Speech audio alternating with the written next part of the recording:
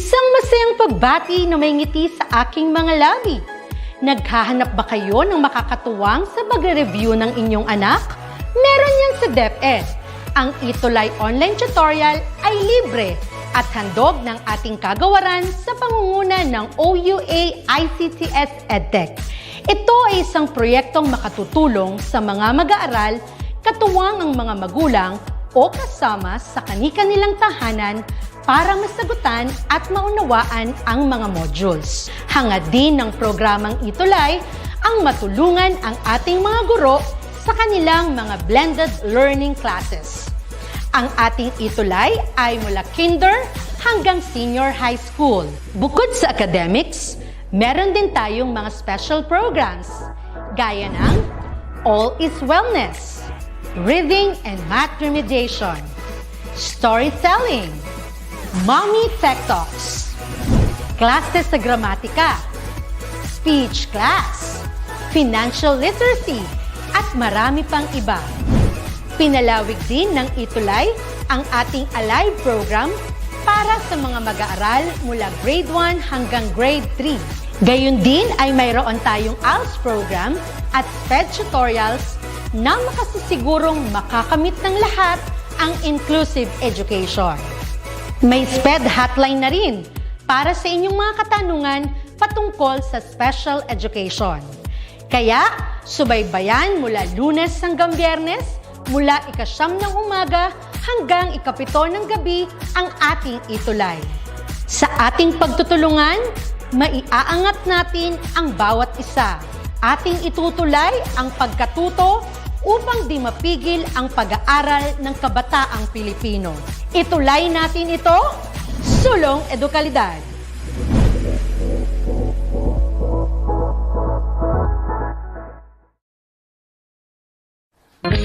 Welcome to your ETUlay online tutorial program. Tayo ay naglakbay sa nakaraang semester na puno ng pagkatuto at paglago. Join us again as we welcome the second semester of the academic year 2021-2022 dito sa inyong klaseng ETUlay. Here are your new tastic tutors at your service. ETUlay ang gabay sa pagkatuto. ETUlay edukasyon itatawid sa'yo. ETUlay paaralan nilalayo sa'yo. ETUlay sa makabagong panahon. ETUlay para sa kabataang Pilipino. Every Thursday from 4 p.m. to 6 p.m. Huwag kayong mawawala. Ating patuloy na saliksikin ang hiwaga ng humanidades at agham panlipunan. Laging tandaan, ikaw ang best tuwing Webes. Maling impormasyon, katotohanan nating ituro, paunlarin ang edukasyon. ETUlay ang gabay sa pagkatuto.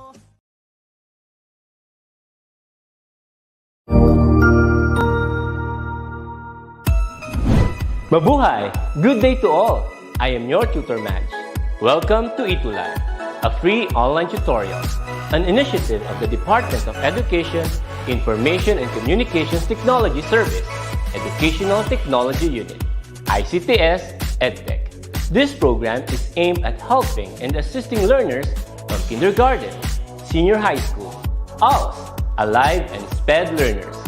Aside from answering the modules, the ETUlay is offering programs which you will surely look forward to. Together with our parents and teachers, the ETUlay will bridge the gaps where difficulty and ease meet in learning new knowledge and skills. So, let us prepare our modules, pen and paper. Ready your mind to see and hear worthwhile and interesting lessons. Let us now study and learn, together with our volunteer online tutors. Tara na!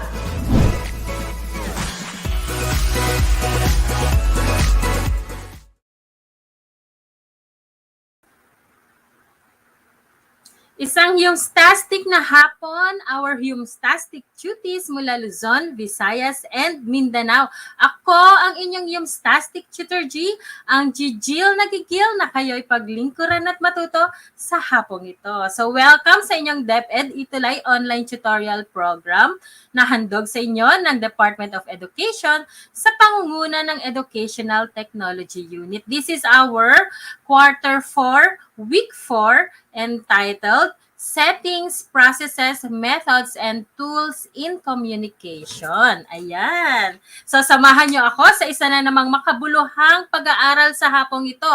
At abangan din natin ang ating mga Cutie of the Week. At ang ating lesson ay madali lang para sa inyong lahat. Kaya subaybayan nyo yan ngayong hapong ito. Ayan. Okay. Ngayon, kilalanin natin itong ating dalaga na Cutie of the Week. Okay, siya si Shamelty Dumelod ng 11 Karl Marx mula sa San Mariano National High School, Maine. SDO Isabela, ang kanyang subject teacher ay si Sir Nathaniel B. Castro. Thank you, Sir Nathaniel Castro. And ang kanilang principal ay si Ma'am Glenda I. Pira. Yan, congratulations, Shamel, sa iyong laging pagtutok at napakagaling at napaka-active na pagsagot sa ating mga questions last week. Ayan, hello, Shamel. Ayan si Shamel. Siya ay kasama natin today. Hello sa iyo. Ayan, okay. So, congratulations din sa lahat ng ating mga cuties na lagi naman sinasamahan tayo every week sa ating mga activities. Ayan, hello sa iyo, Tristan Hakamile, Jen Perlado, Charlon Pagulayan, Angela Pangilinan, hello sa inyo. Ayan, so ang dami nating mga cuties today. Thank you for joining me. Okay. So, again, hello sa ating lahat, sa ating mga cuties, sa ating mga teachers, and syempre gusto ko ring batiin ang aking mga co-teachers sa Maligaya National High School. Hello po sa inyo, lalo na sa aming principal na si Ma'am Jesusa D. Bote. Ayan. Hello kay Levia Lexis Lucas ng San Mariano National High School. Ayan, suki natin ang San Mariano National High School. SDO Isabela. Ayan, okay. So, let's move on. So, amin naman pong pinapasalamatan ang DepEd Manila para sa module na ating gagamitin today. Okay, so let us go to our objectives. At the end of this session, the cuties should be able to identify the settings, processes, methods and tools in communication, assess the suitability of a communication media channel for different types of settings and purposes, and value the importance of communication media channels for different purposes. Ayan, at bago ang lahat, tayo ay magkakaroon ng pre-test. Okay, write a check mark if you agree and an X mark if you disagree with each statement indicated sa ating mga next slide. Ayan, so X and check mark only. Okay, so let's begin, cuties.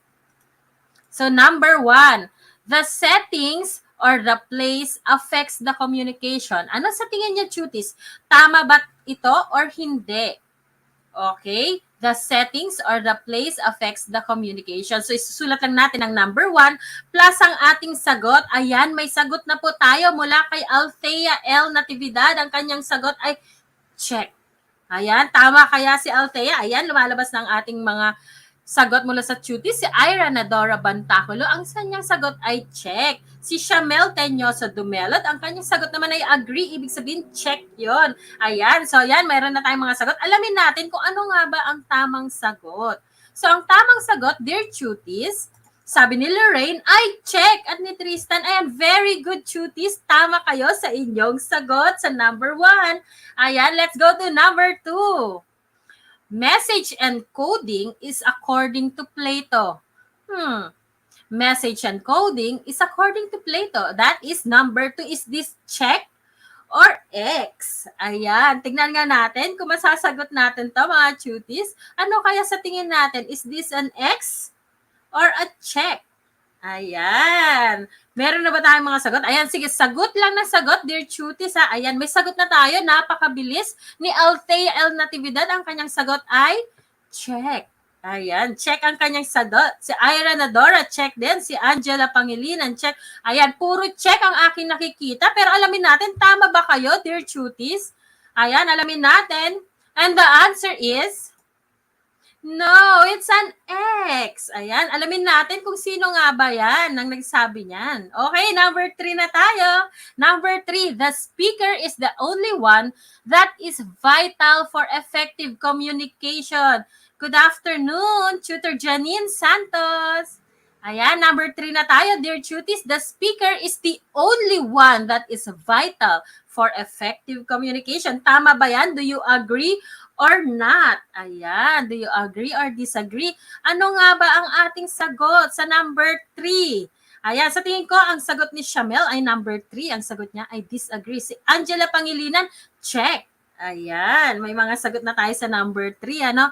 Okay, meron pa bang mga sagot dyan na pinag-iisipan nating mabuti kung ano nga ba ang tamang sagot ang ating isasagot sa number 3, no? Okay, alamin natin dahil may mga sumagot na. Ang tamang sagot ay X. Ayan, tama, Jen Perlado ang iyong sagot. Ang sagot ay letter X. Ayan, may mga sumagot naman ng letter X. Okay, next na tayo. Number 4, the use of technology is a modern way of communicating. Gumagamit nga ba tayo ng technology for communication? Is it a check or X? Ayan, masasagot ba ng ating mga cuties to? Ayan, mabibilis, no? Kayang-kaya natin tong sagutin, dear cuties. Sabi ni Althea Natividad, she agrees. Ayan, pagbaliktad pala ito. Agree siya. Ayan. So, meron tayong mga sagot sa mga number 4, no? Si Shamel Dumelod, ang kanyang sagot ay check. Ayan, check. Ito pala, check. Bea May Empainado, hello, check. Jamia, ayan. Puro check ang aking nakikita ngayon. Alamin natin, baka naman X ang sagot. Ayan, tingnan natin. Okay, very good, cuties. Ang sagot ay agree or check. Very good. Okay, sa last number tayo. Number 5. To understand the information, it does not need to decode the message.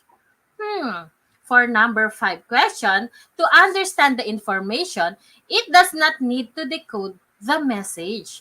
Ano kaya ang sagot dito? Is it a check or X? Okay, ano nga ba ang tamang sagot? Sabi ni Althea L. Natividad ay X. Ayan. Okay, so may mga sagot pa ba tayo? Ayan, sunod-sunod na ang sagot. Sabi ni Shamel Teñoso Dumelot, check. Sabi ni Marinette Salaginto Vizcara, X. Ayan, may mga halo-halo ang sagot natin. May X, may check din. Ayan, titingnan natin kung ano nga ba ang tamang sagot. Jamia, X ba? Nessie, ayan. Ang tamang sagot, very good, cuties. Ang tamang sagot ay X. No, we do not agree to this. Ayan, very good, cuties. Woohoo! Sabi natin. Okay, now let's move on to our lesson. This is our Module 4. Okay, settings, processes, methods, and tools in communication. Okay, so the first topic is about the process of communication. Okay, the first one is the SMCR from Berlo. Okay, that is David Berlo. So David Berlo's SMCR model of communication represents the process of communication in its simplest form. So this is the simplest form, dear cuties. Okay, the acronym SMCR, as you can see in our screen, sabi dyan, it stands for source or the sender, message, channel, and receiver. Ayan. So yan yung mga components of Berlo's process. Okay, the sender, the message, the channel, and the receiver. When we say the source or the sender, it is the sender that transfers information through communication skills like your attitude, your knowledge, your social system, and your culture. Okay. Then that is being encoded at yan yung message, yan yung ine-encode ni sender or ng source, no? When we say message, it is an individual converts his thoughts into words. Ayan, nako-convert through communication, nako-convert, and the process is called encoding through the foundation of the content, the elements, treatment, and the structure of your message. Okay, after that, we move to the channel, no? It is how the information flows or paano ba nakakarating sa dulo yung ating communication, no?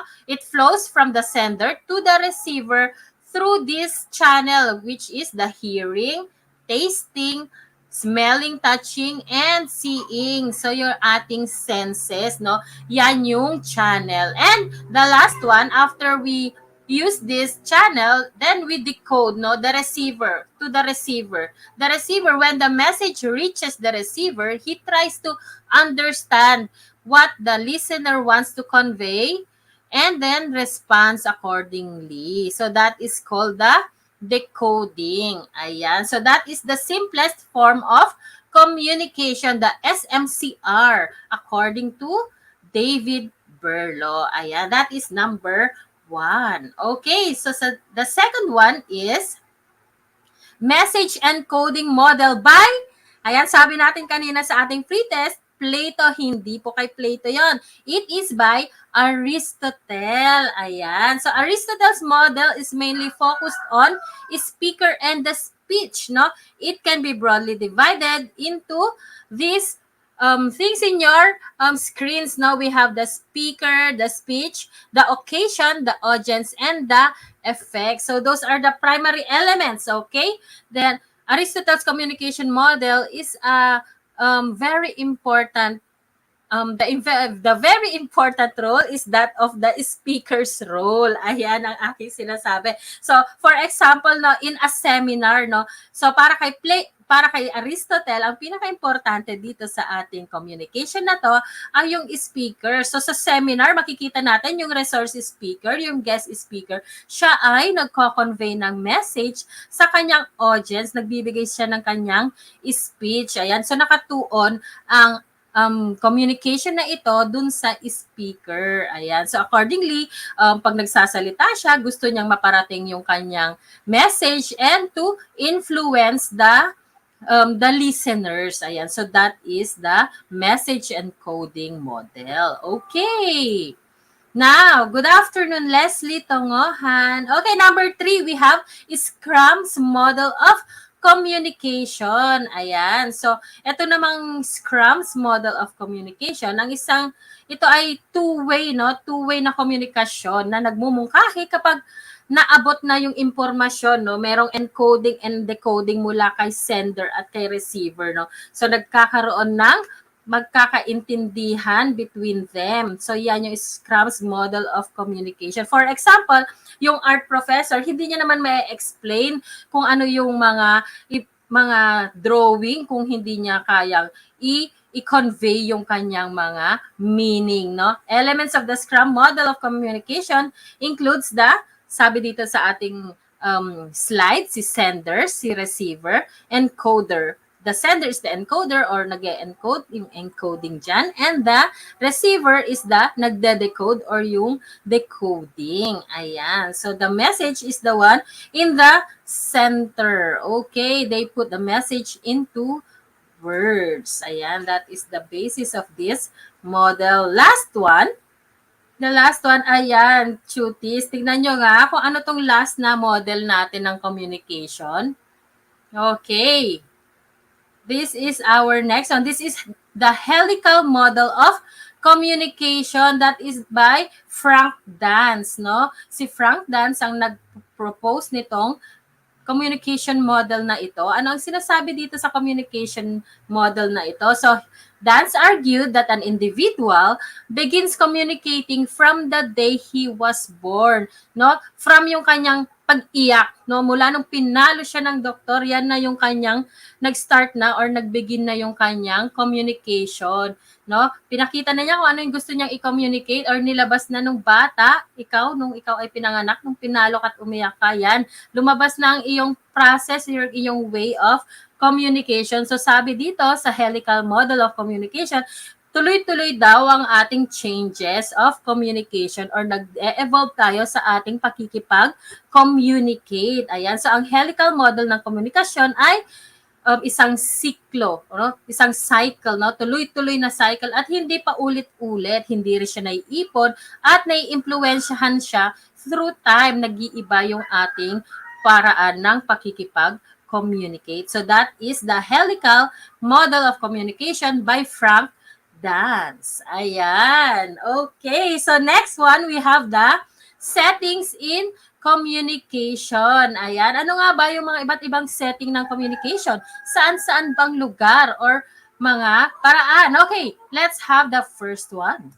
The first one is ang government. Sabi dito, the places where communication occur mostly include government, the place of government activities, particularly for good governance. It carries out communication functions and various communication tools at its clearance. Ayan. Okay, so ito yung unang setting natin ng communication, ano? We have the government. So dito sa lugar ng government, ito yung sabi natin pamahalaan or yung gobyerno. Ito yung lugar ng mga aktibidad para sa, syempre, gobyerno, no? So importante ang komunikasyon para sa mabuting pamamahala, no? Sa kanilang nasasakupan or para maibigay nila yung kanilang tamang services or impormasyon tungkol sa gobyerno. So that is the first setting of communication. Next one, we have the private sector. Ayan. So communication for them is to advertise the aims to make a profit. Ayan. Ito naman yung private sector, no? To make a profit from the services and goods they offer, emerging of their corporate communication. It is a special field of strategy in which a company adapts to create, communicate, and maintain business images among its customers. So dito, papasok dito yung mga commercials, no? Mga advertisements. So ang process nila ng communication is to advertise their products and services also. Ayan, so communication, this is the setting of communication kung saan yung private sector i-showcase nila yung kanilang products para ating bilhin or ating gamitin. Yan ang private sector. Ayan, are you still with me, dear cuties? Naiintindihan pa ba ang ating lesson today? Ayan, hello sa lahat. Hello, Rachel Baglao Aswit. Hello, Ira Nadora, and hello, Angela Pangilinan. Ayan. Next, we have civil society. This includes various non-government organizations, charities, foundations, and alike that have advocacy on social justice. Ayan. Communication in this sense is defined by the mission and action chosen in civil societies. Okay, dito naman sa civil society, kasama dito yung iba't ibang mga non-governmental organizations, yung mga NGO, no? Yung pagkakawang gawa, mga foundation, mga advocacy, ganyan, mga advokasya, no? Para sa justice ng lipunan, social justice. Ayan, for example, yung alam ko nakikita natin sa ating mga social media sites, yung mga established na civil societies for advocacies for animal abuse, no? Sila yung mga nangangalaga at nagproprotekta para sa mga naabuso at mga neglected na mga hayop. So they use communication, or this is another setting of communication to voice out their advocacy. So that is an example. Ayan. Okay. Hi, Althea Natividad. Hi, Thea. Ayan. Okay. Next, we have the school setting. Okay. It is an educational and social institution. Okay, communication tends to be more formal and academic, but for values as well to be respectful and diligent. So that is the setting of communication, which is the school, kung saan ginagamit ang communication para kayo, dear cuties, ay matuto. Ayan. Okay, so that is, simply put, the setting of communication in school. Ayan. Okay. Next one, lastly, we have the community. Okay, dear tuties, it is somehow non-formal because we are dealing with various types of people and communication has its uniqueness. So dito naman sa setting kung saan sa setting ng community, okay, kung saan we communicate with various people from different walks of life. Ayan, so iba't iba yung mga tao na nakatira sa isang community or magkakasama sa isang community, and silang lahat ay may iba't ibang kultura, paniniwala, prinsipyo. Ayan, yung background ninyo ay iba-iba. So, we have this setting of communication kung saan nagkakaroon ng connection or relation between different types of people. Ayan. So, these are the different settings of communication. Hello kay Jericho Sugitan, 11 car marks of San Mariano National High School. Hello, dear cuties. Ayan. Okay. Next one we have, no? Methods of communication. Paano ba tayo makipag-communicate? No? What are these? Ayan. What are the different methods of communication? Meron ba tayong idea dyan, dear cuties? Ano nga ba? Paano nga ba tayo nakikipag-communicate? Hello, Jericho Sugitan. Okay, hello sa iyo from San Mariano National High School. Kay Jamaica Tulyao, hello from 11 car marks. Good afternoon, Jamaica. Okay, meron ba? May sasagot ba sa akin? Ayan, what are the methods of communication? Ayan, let me begin with the first one. First, we have the verbal communication. So this is the first method of communication. Siyempre, katulad ng aking ginagawa, we use sounds, we use language, and a different tone of voice. I can go loud, I can go soft. Ayan. So that is the method, the first method of communication. Okay. Next we have, madali lang to, dear cuties. Tama ba? Ayan. Next we have number 2, the non-verbal modes or method of communication. So pag sinabi nating non-verbal, ayan, nakikita natin sa shout, no? Sabi ni Jamaica, shouting, yan. Verbal communication, yan. Pag nagsha-shout tayo. Okay. Next, we have the non-verbal, no? Non-verbal, nakikita natin dito sa ating slide, nakikita natin yung anger. Pag nakaganito ka na, you're communicating na galit ka. Diba? And when you're happy, you smile. Surprise. Ayun yung mga iba't ibang expressions, no? Pag meron tayong non-verbal communication, anger, happiness, surprise, disgust, sadness, and fear. Ayan, kung hindi naman natin kailangang magsalita, pero dahil sa ating facial expressions, no, mapapakita natin kung ano yung gusto nating i-communicate. So, ang iba't ibang klase ng non-verbal communication, we have the facial expression, the posture, no? Pag ganito ka, kunwari, parang nahihiya ka or natatakot ka, diba? Your eye contact, no? Eye contact, your hand movements. Kunyari, pag galaw ng galaw yung kamay mo, ganyan, ganyan. Kinakabahan ka siguro, kaya ganun ka na ganun. Nag-iisip to, ganyan. And syempre, your touch, no? Touching is a sign of non-verbal communication. Pag pinalo ka, ibig sabihin galit sa'yo, di ba? Ganun ba yon, dear cuties? Bawal ang namamalong teacher. Okay, so those are the second method of communication. Okay, the next one we have written. Okay, the written method of communication. So pag sinabi nating written, ayan, nakikita natin sa picture, nagsusulat ang ating cutie. Ayan, when we say written communication, we have email, memorandums or memos, reports, Facebook post, your tweets, di ba? And a contract, yung mga sinusulat natin. Yang mga yan ay forms of communication. Pag pinadalhan ka ng sulat ng iyong teacher, na nagsasabing hindi ka pumapasok, ayan, siguro galit si teacher o kaya kailangan ka na niya sa school. Okay. O kaya nagsulat ka ng Facebook post, no? Nagsulat ka ng iyong hinain, ayan, so Love letter, sabi ni Jamaica Tulyao. Yes. No, pag in love ka, anong ginagawa mo? Sinasabi mo ba agad? Hindi, nagsusulat ka. Ayan, sabi ni Jamaica, no, love letter pala ang paraan mo para makipag-communicate, ha? Ayan, so that is the third one. We have the written method of communication. Okay. Now, the last one, we have the listening method of communication. Okay, this is also easy, no? Listening or the act of listening or active listening, no? And the visuals, yung sign language, no? Illustration, symbols, picture memes, videos, yung mga yan. Yung mga iba't iba, kahit yung images lang. So that is also part of listening, no?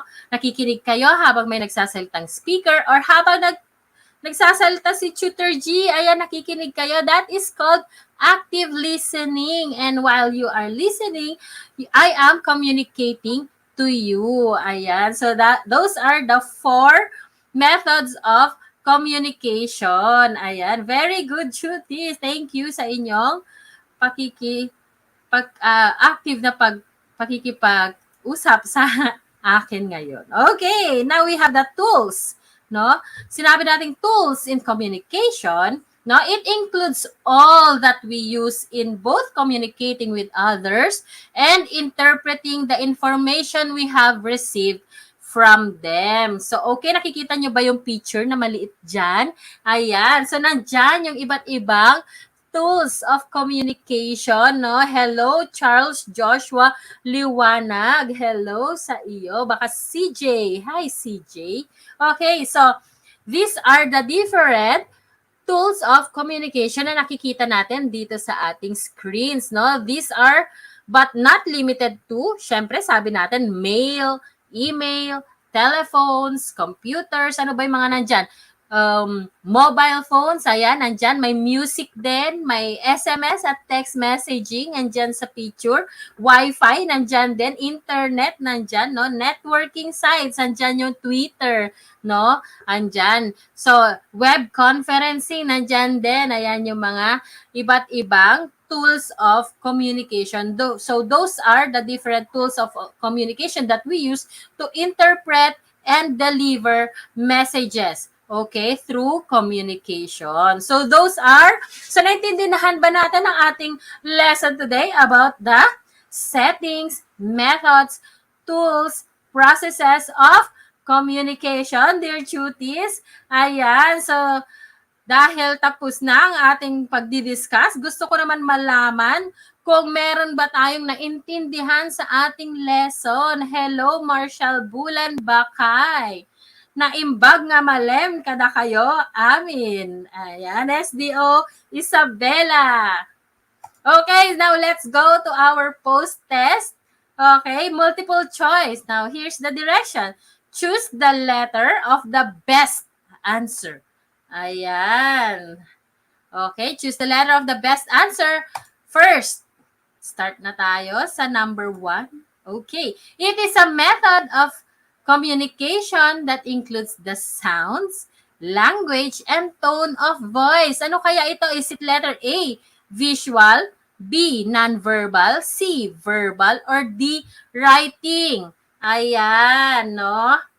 Ano kaya ang answer sa number 1? So, write down number 1 plus the letter of your answer. Come on, let's go, cuties. Tignan natin. Okay, we have Althea L. Natividad. Ang kanyang sagot ay letter C. Ayan, si Tristan Hakabile, letter C. Si Marshall Bakay, letter C. Ano kaya ang tamang sagot? Okay, ayan, puro C ang aking nakikitang sagot. Cuties, tignan natin kung tama kayo. Ang tamang sagot ay letter C. Very good, Nessie. Ayan, nag-rhyme pa naman yung kanyang sagot. Okay. Number 2, this shows the visual method in communication. Ayan. Is it A, signs, illustrations, sounds? B, images, email, pictures? Letter C, signs, memes, illustrations? Or D, all of the above? Ayan. Ano nga ba ang sagot sa number 2, cuties? Okay. May sagot na ba tayo, dear cuties? Alamin nga natin. Ayan, so may sagot na si Althea Natividad. Ang kanyang sagot ay letter D. Ayan, letter D. Si Nessie Escultura, letter D. Ayan, pa-shout out, pa-wash out, sabi ni Aquarius Gamings. Hello, Iron Bricks. Ayan, lagi kang nandyan sa ating mga tutorials. Salamat. So, ayan, marami na tayong sagot, dear cuties. Ayan, nag-commercial pa si Tutor G, ano. Ang tamang sagot, ayan, alam ko, nag-aantay kayo. Ang tamang sagot ay, syempre, all of the above. Ayan, very good, cuties. Okay, number 3 na tayo. It is a method of communication that includes a Facebook post. Ayan, ano kayang method of communication ito, cuties? Is it letter A, visual, B, nonverbal, C, verbal, or D, writing? Ano kaya ang sagot?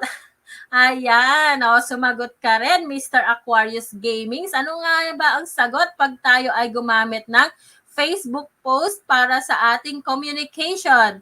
Is it? Ayan, may sumagot na si Althea, napakabilis. Letter D ang kanyang sagot. Si Tristan na Camille, letter D. Ayan, ang dami na pong letter D. Mukhang nakikinig nga ang ating mga cuties.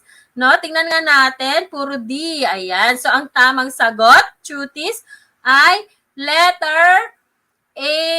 Yan ang visual. At visual lang nakalagay. So, kanina binanggit ko yung letter, yung Facebook post in writing, ano. So ilagay natin din na baka nga letter D ito, ayan, sa writing din. Kaya baka magtampo ang ating ibang cuties kasi nabasa nila kanina yung writing. Pero nandun din siya sa visual kasi ikaw bilang receiver ay nababasa mo yung Facebook post. So it is A or D. Ayan, very good, cuties. Ayan, A and D yung mga sagot. No? Maraming A, maraming D. Okay, the number 4 question. It is a method of communication that includes the posture and eye contact. Ayan. Posture and eye contact. Is it a visual, B, nonverbal, C, verbal, or D, writing? O ano kaya ang sagot sa number 4? No, number 4. Hindi nakikita yung isa. Ayan, number 4, dear cuties. Ano kaya yan? Okay. Sumagot na si Althea. Ang kanyang sagot ay letter B. Ayan, number B. B ang kanyang sagot. Okay, dami ng sagot. Si Jamaica Tulyaw, si Jamia Padilla, Tristan Hakawila, B. Ayan, dami ng letter B. Tignan natin kung tama nga ba kayo. Ang tamang sagot, syempre, very good, cuties, letter B. Okay, very good. Okay, the last one. Ayan, napaka-active ng ating mga cuties. The place that carries out communication functions and various communication tools on good governance. Ano kaya ito? Mukhang madali naman yata kasi letter A, government, B, private sector, C, schools, or D, community. Ano nga ba ang sagot dito sa number 5? Ayan, ang bilis ni Althea Natividad. Ang kanyang sagot ay letter A. Si Tristan, si Jamia, puro A na po ang mga lumalabas na sagot. Alamin po natin kung ano yung tamang sagot. At tama nga si Ira Nadora, letter A. Ayan, very good, cuties. Congratulations at halos lahat kayo ay perfect sa ating post test. Ibig sabihin, nakikinig ang ating mahal na mga cuties. Thank you sa inyong lahat. So, it's a wrap. Okay, let me leave you with this quote by Tony Robbins. Sabi niya, to effectively communicate, we must realize that we are all different in the way we perceive the world and use this understanding as a guide to our communication with others. Ayan. So, salamat. Okay. Thank you sa inyong lahat. See you next session. Yes, Jamaica Tulyaw. I hope to see you again next session. Thank you sa iyong pagiging active. Muli, narito ang bumubuo ng Senior High School Humanities and Social Sciences para sa fourth quarter ng ating session. Lagi po tayong sumabaybay tuwing Huwebes ng 4:40 ng hapon. Dito na nagtatapos ang Yumstastic episode para sa quarter 4 week 4. Muli, ako ang iyong Yumstastic Tutor G na Jijil na kayo paglingkuran at matuto sa hapong ito. Okay. At Susunod na po ang Pulso ng Kabataan kasama si Tutor Janine at Tutor Edson. Laging tandaan, ikaw ang best. Tuwing Huwebes. Paalam, dear cuties. Thank you sa inyong lahat. Bye! Thank you, Marshall Bakay, Althea Natividad, John Natividad. Bye, everyone. Thank you. Ang husay naman!